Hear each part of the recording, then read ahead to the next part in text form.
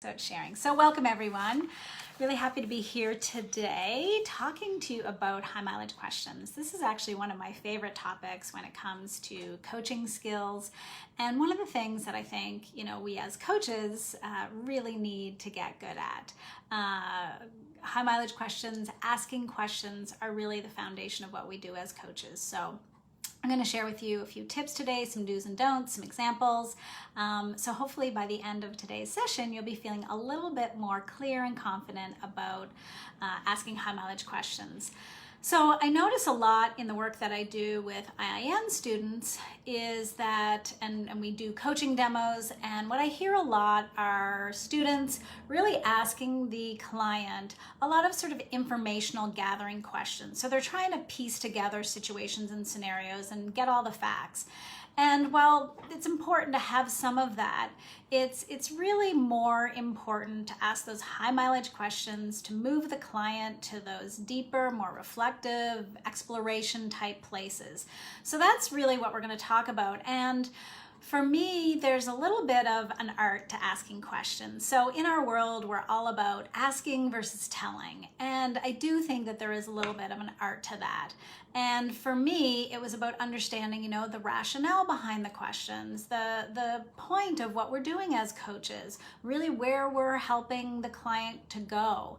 And so once I had that understanding, that background, that rationale, for me, it was much easier to start practicing those high mileage questions.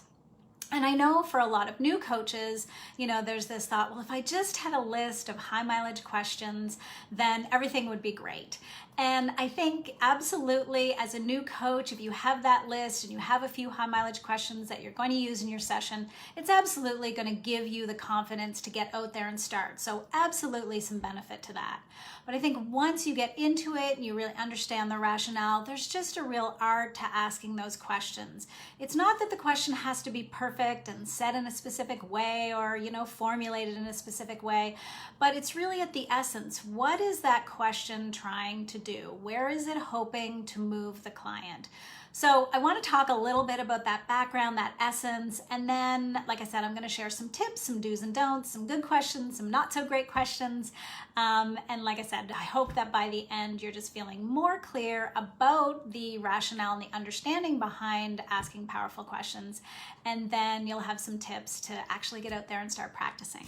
So I've got some notes. I have a lot that I want to share with you all today. So maybe grab a notebook and a pen so that you can take some notes and maybe jot some of this down. So the first thing that I wanted to cover today is really to talk about this fact that our job as coaches is really to ask versus tell. I've been talking a lot about that in sort of the coach mindset, the coach approach, that it really is all about asking questions versus telling the client what to do, suggesting or recommending. So that's the first thing. So like I said, really, as we started, questions are really the currency of coaches, right? They're the tools of our trade, they're the foundation, they're the cornerstones that we really, really do have to practice to get good at.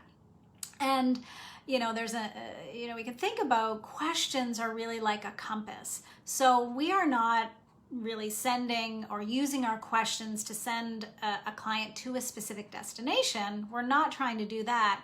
We're using those questions to set them out into a direction where there's possibility for them to explore and learn and grow. So it's not about a destination, but it's setting them out on a path where they can have that journey, if you will. So our powerful high mileage questions send our clients really out into uncharted territory, places they've never been before, to see where they end up. So when we think about what's at the root of powerful questions and high mileage questions, well, really the root is curiosity. Curiosity is a founding principle of coaching. It's really what we're all about. So that's where we have to start when we think about questions. Good questions all come from that place of curiosity. And so we use that curiosity to really open up the windows and doors for our clients to walk through, to be able to move to that next place. And curiosity starts with questions. So those are powerful and high mileage questions. They're the questions that we use as coaches, like I said, to evoke, personal transformation is really what we're hoping for with our clients. So with those curiosity type questions, powerful and high mileage questions, we're looking to help the client explore, to uncover, to dig deeper, to reflect, to contemplate. And so, really, once we do that, we ask those questions, we set them off on that journey and they explore. And as they go through that exploration process, they learn and they grow. So that's really what we're hoping to do, right, as coaches. So this is how, through our powerful questions, we can help them get there. The other thing with curiosity is that when we show up from that place of curiosity, we're not being the expert, right? The client is really looking within themselves to find the answers, because we are holding as coaches that the client is naturally creative, resourceful, and whole, and they have the answers inside of them. So when we come from that place of curiosity and believing that they have the answers inside of them, they're going to be empowered to dig and reflect and go within to find those answers. They aren't going to be looking to us to provide those answers. So that, in a way, is just really how those questions can really help us show up from not the place of being an expert in the authority, right? We're really helping the client see their life, and we are seeing their life really through the eyes of a child, right? With that beginner's mind. The other thing is that curiosity is not an interrogation. I'm going to talk about this a little bit later, but curiosity isn't an interrogation, right? Interrogation feels very defensive. And curiosity is more open. So we just want to make sure that we're clear, that's what curiosity is all about. It's openness. That's what curiosity builds, openness, possibility, where if we're interrogating somebody, that's going to build a wall. It's going to build defenses, and it's not going to open us up to those possibilities. The other thing about curiosity is that it's not really attached to a specific path or a direction. So it's always, seeking out meaning, insight, discovery, exploration. That's what curiosity is all about. And so we're not attached to a specific outcome or a path. But I do want to say that curiosity and asking these types of questions is not just meaningless sort of meandering, wherever the client wants to go. It does have a purpose, and that purpose is to lead them through an exploration and a discovery so that they can learn and grow. So to sort of close off this point around curiosity, a great way to begin a high mileage or a powerful question is with, I'm curious. I'm curious about, I'm curious how you feel. I'm curious about what you might do next. I'm curious about what the future could look like if you did X, Y, or Z. So starting with that actual phrase, I'm curious about, or whatever, can really help you come from that place of curiosity. So really always wanting to think about, I'm coming from that place of curiosity, and how important that is. It's really at the root of our high mileage questions. So the other point I wanted to remind you of, and this may be new for you, it sometimes is for new coaches, that questions are for the client, they are not for the coach.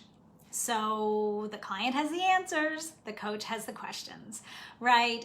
So of course, yes, indeed, the coach does need some information. They need to gather some facts. They need a little bit of the background. But we actually need a whole lot less information and facts than we think we need. So we don't need to know the play-by-play of a whole scenario or chapter in a client's life. We don't need to know who said what and when they said it and what they said, where they were, what did they do, who said what, all of that kind of stuff. We really don't need to know all of that. And that's what I was getting at the beginning. And I notice a lot of new coaches really asking those types of questions. They just want to piece together the situation or the scenario so that they have it all figured out. And the reason why we do this is because that's kind of how we interact with our friends and our family and our colleagues, like in our day-to-day life, right? They tell us a story and we want to know, okay, well, what did they say? And where did you go next? And what did you do? And then what happened? We want to piece it all together. We want the details and the facts, because what we're usually trying to do is help that person figure it out, move through the challenge, come to a resolution. But that's not what we're doing here in coaching, right? We're not coming up with a solution or trying to fix a problem. So having said all of that, we don't need a lot of those details. So our time is better spent with the high mileage questions and those curiosity questions, rather than trying to just gather information and piece together the facts. So that is a really important piece to think about when you're asking questions. So what exactly do we mean by high mileage and powerful questions? Just wanted to talk on that for a minute. Obviously, it kind of just means that we get a lot of mileage out of them, right? When we ask a high mileage question, it's going to take us, to lots of great places. It takes us farther. It takes us into that uncharted territory that we talked about before. They really open up that client to explore and observe and notice and dig and reflect and all of that good journey piece that we want them to go on. So when we ask a high mileage question, we typically get a high mileage response, and that's really what we're looking for. That would be in opposition to those close-ended questions, those not so great questions that really just bring the conversation to a halt. Yes, no, maybe, I don't know. I did that yesterday. So those closed-ended questions really don't take us anywhere. They don't get us further along the journey. So not great to use those types of questions.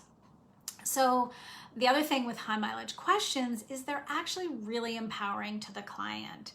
Because again, getting back to this point, we're holding that the client has the answers inside of them. So they're looking to within themselves as opposed to the coach for the answers. And that's important, of course, because we don't want to be the expert. We don't want to be the authority. And when we ask these questions, we empower our clients, or really the question empowers them and the coaching relationship empowers the client, but then they become more resourceful. They look within themselves. They start to trust themselves more. They have more self-awareness, more self-accountability. They become, and develop more self-efficacy, which is all about that belief in themselves, that they believe they can do it. They know they can. So, asking those high mileage questions really starts to develop all of that within our client, which again is really our role as coach. And it's really energizing to the client to come up with and find their own answers. You know what it feels like when you figure something out. So we ask a powerful question. It generates some sort of exploration, which then creates learning and growth for the client. And usually this learning lasts longer because it came from within the client as opposed to coming from you, the coach. So really, really empowering and energizing to ask those high mileage questions. So why don't we take a look now at a few sort of do's and don'ts, like the questions that do work, the questions that don't work so well. So we've already kind of touched on open-ended and closed-ended questions, and I'm sure you're all familiar with these. Closed are really limited or short answers, usually those yes or no answers. And like I said, they really don't take us anywhere. They don't lead us, down a path to explore. So I'll give you a couple examples of closed-ended questions. So did you do your homework? Did you go to the gym today? Those did you questions are not really great. So if you find yourself in a habit of did you, those types of questions, you might want to just rethink and pause and look, because those usually aren't the greatest questions. Open-ended are more that do lead us somewhere, right? They take the client into that exploration, that discovery, that reflection piece. So a couple of examples of open-ended questions would be, and sort of the opposite of the ones that I just shared, those closed ones. Instead of did you do your homework, you might want to ask, tell me about what you learned by doing that homework exercise that I gave you, or that homework inquiry. Instead of, did you go to the gym today? You might want to ask, how was your experience at the gym today? What did you gain from going to the gym today? Those are going to lead us and bring us more places to go and reflect on. So the other types of questions that we can think about, and I've touched on this already, are those information gathering questions versus the curiosity questions. And again, we need to gather a little bit of information. We don't need a ton of information, so there is a time and place for those, but we really want to focus more on those curiosity questions. So a couple of examples of those. So informational gathering question would be something like, what nutrition approaches have you tried in the past? So you're just trying to get a sense of what they've tried. A curiosity question could be, if you were eating the right diet for you, what would that bring to your life? So not necessarily need to know all the diets that they've done, but just really need to know if they were eating right for them, what would that bring to their life? What would that look like? So another example of informational gathering question, how much exercise do you need each week? So we're just looking at how much do they need to maintain, to feel energized. And a curiosity question around that, a better question to ask could be, what would being fit look like for you? What would that bring to your life? What would the benefits be? Again, taking us much deeper to those qualities, those answers that are much more important to the client. Another example of informational gathering would be, how many times have you tried meditating? So we're really just looking for a number there. What's that really going to tell us? And a curiosity question, a deeper, more powerful question could be, what would the benefits be to your life if you had a regular meditation practice? So again, you can see the difference, how much more further and how much more exploration we have with those curiosity questions. So then we get into leading questions. Again, these are not the greatest questions to use because leading questions really do imply that there is a right answer. We're leading them in a specific direction. It's sort of like the conclusion is already built into the question, and it doesn't really leave the client with very many options in terms of, real choice in the matter of whatever you're talking about. So it's actually, we're leading the client to come up with the answer that we feel is right, so the answer that the coach feels is right. Also, leading questions really imply that there is a right answer. And so because when we're asked a question like that, we always want to be right, and our brain really tries to search for the right answer. So instead of exploring and getting curious and asking a high mileage question, we're leading the client to a specific response. So a few examples of leading questions could be, have you ever thought of trying a keto diet? It's a question, but we're really, there's something in there that's saying, okay, a keto diet is what you're recommending. Another example, do you think you should talk to your husband about this? Okay, well, I hadn't thought about that, but now that you put that idea in my head, maybe I should talk to him, right? Let's see, a couple others here. Do you think going to the gym 5 days a week is too much? Okay, so again, the coach is kind of maybe judging there that it might be too much for the client to do that. So instead we could just say, like, how often do you feel is the best amount of time to get to the gym each week for you? We could also, a leading question would be something like, will it be overwhelming for you to do that? Again, I think there's a judgment in there that the coach thinks that this is going to be overwhelming, instead of just, really having a neutral question, something like, tell me how it would feel if you did that action. So those leading questions, not great. We don't want to lead. We don't want to suggest. So if you find yourself doing that, really think about how you can be more neutral in your question. Then we have the disempowering why questions. So these are not the best questions to ask either. So obviously they just start with why. They can be leading or directive, kind of like those leading questions we just talked about. Why don't you try? That kind of thing can be leading and suggesting. And within the why question, there really is this implication that the client is wrong, they're incapable, or they're lacking. There's a real judgment, I feel like, in those why questions. And those why questions can really shut the client down, disempower them, and really puts them on the defensive. So I'll give you a few examples of why questions that don't work very well, and you can just see how they feel, as I say them. And I'll probably add a little bit of tone here, but why didn't you get to the gym like you said you would? So there's a tone there, there's an implication, there's a judgment. Why did you think that? Why is it so difficult for you to understand? Why don't you just tell him no? So a little bit judgmental, very putting you on the defensive. I know when I've been asked why questions, I can feel myself sort of tense up. So we want to avoid those why questions whenever we can, and not really have that tone that disempowers the client. So those are some questions that don't work so well. What are the questions that do work better? So open-ended curiosity questions, I've already shared some of those curiosity questions.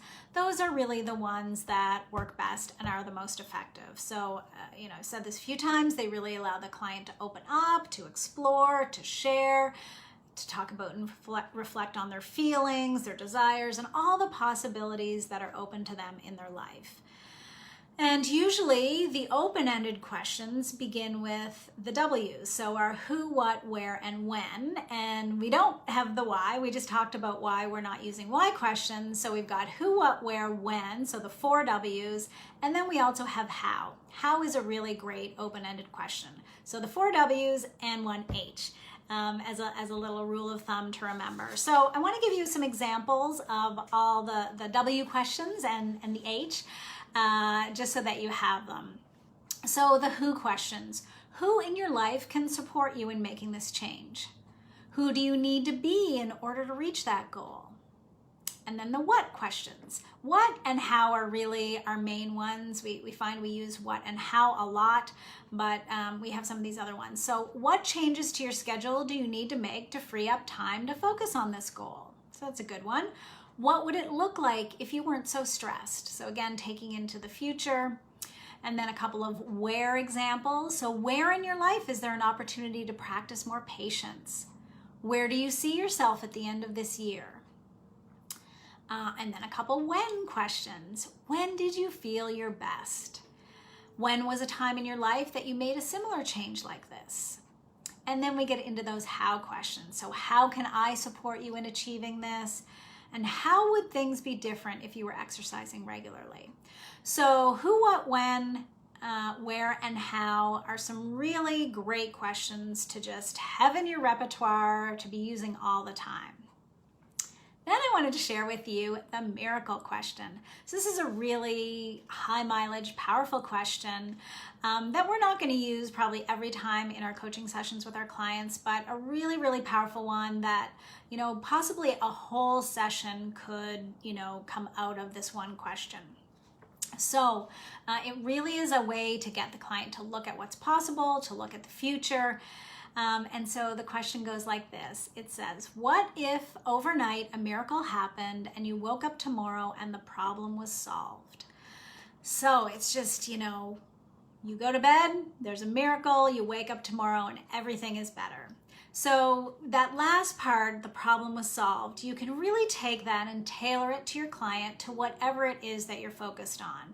So, wake up tomorrow and you were at your best, healthy self. You were in your ideal scenario. You were at the best job for you. You were at the best weight for you. That's probably not a great one. But you woke up tomorrow and all of these problems that you're struggling with, that you're challenged with, the obstacles that are in your life, all of those were gone. What would that look like? So you ask that question and get that response, and then that question can really trigger and prompt a whole series of other questions to really dig into that ideal scenario, the future state, and what's possible for the client. So some of those follow-up questions could be things like, what would be the first thing that you noticed if you woke up tomorrow and the problem was solved? What would your life look like? What would you be doing each day? How would you feel? Who would be there with you? What would you be doing more of? And what would you be doing less of? So those are all some follow-up questions that can really build a full session with your client in focusing on, that vision of where they want to be.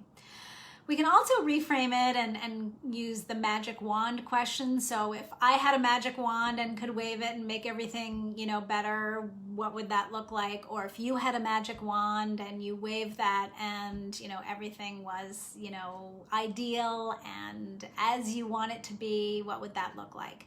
So the miracle question, the magic wand question are just really, really deep, powerful questions that you should have in your repertoire, in your list of high mileage questions. So that kind of are pretty much the questions not to use, the questions that we can use. And I just wanted to come back to the piece about this interrogation. So we really do want to use these high mileage questions sparingly. So sometimes as new coaches, we think, oh, well, I need to have, 20 high mileage questions to use in my session. And I ask a high mileage question and I reflect the answer and then I ask another high mileage question. We don't want it to feel like an interrogation, right? We really want to ask a high mileage question, reflect on the answer, and then see where that naturally is leading us. So we want to be there in the flow, in the energy, following the energy of where the client is taking us, and really being there with them. So we don't want to just be battering at them one after another of high mileage question. That can be really exhausting. And like I said, with that miracle question, we could, pose that one question and then that's going to lead to a whole other series of questions and that could take the full session. So we really don't want to be asking too many high mileage questions during every session. We want to balance it out with high mileage question and then our active listening skills and really, move through the coaching session that way. So I want to do a little recap of what we covered today. That was a lot. Hopefully you've taken some good notes. If you have any questions, put them in the comments below. But I just want to recap what we talked about today. So it really is our job as coaches to ask rather than tell and suggest. Always coming from that place of curiosity. That's really where questions are built. That the questions are for the client, not for the coach. It's not about our ego. It's not about perfecting the perfect question or our own self-discovery. We ask questions to the client so that they can then ask themselves. So important to remember that. Don't use leading questions or those disempowering why questions.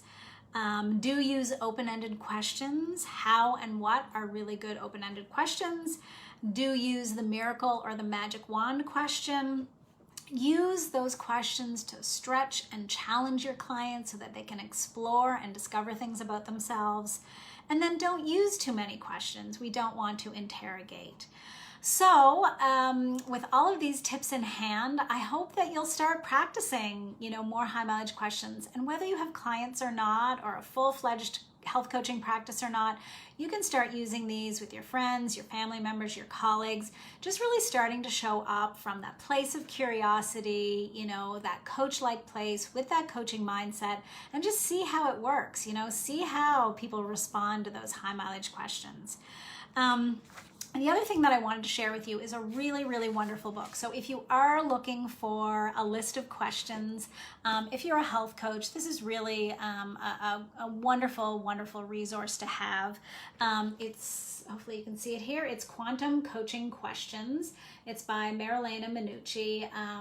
She is a wonderful coach and mentor. I'm actually doing my prep for the national board exam with Marilena. She offers a prep course for the board exam. And she's written this book for health coaches with, pages and pages and pages, hundreds of pages here of amazing high mileage questions. So she really digs into this topic. So if you're a health coach and you're interested in having a resource, that's definitely the one to get. Quantum Coaching Questions by Marilena Minucci. So that's it for today, everyone. Thanks for tuning in. If you have any questions about questions, pop them in the comments below and I'd really be happy to answer them. So have a wonderful day. See you next time. Bye.